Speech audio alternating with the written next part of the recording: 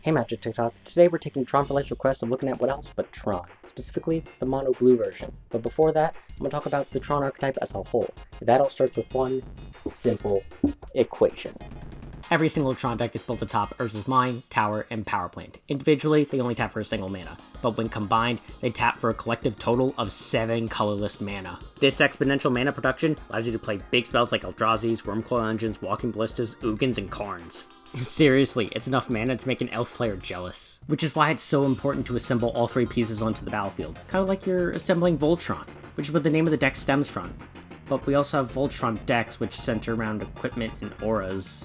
No, it's not confusing. Personally, I have to say the best card in these kind of decks is Karn the Great Creator.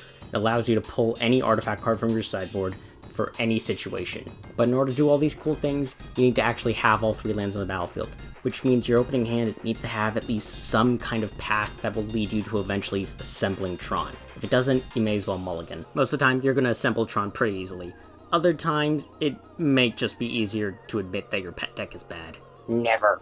The cards that will assemble Tron for you are Expedition Map, Sylvan Scrying, but in this case we're blue, so we have Teleria West. Mono Green Tron tends to have more card advantage than Blue Tron, ironically, but Blue Tron has access to a lot more interaction throughout the game. Countering your opponent's answers like Blood Moon and Damning Sphere is very useful in the long run, plus Condescending Remand allow you to dig through your library in order to help you find your Tron pieces. Also, Blue lets you run Shark Typhoon, and who can say no to Shark Typhoon? Here's a deck list by HG2957. As you can see, they already run a lot of cards we've talked about here today, including the Commander staple of Cyclonic Rift, but personally, I think you can get away with running the Commander Band Upheaval, reprinted in Modern Horizons 2, mostly because it's pretty funny.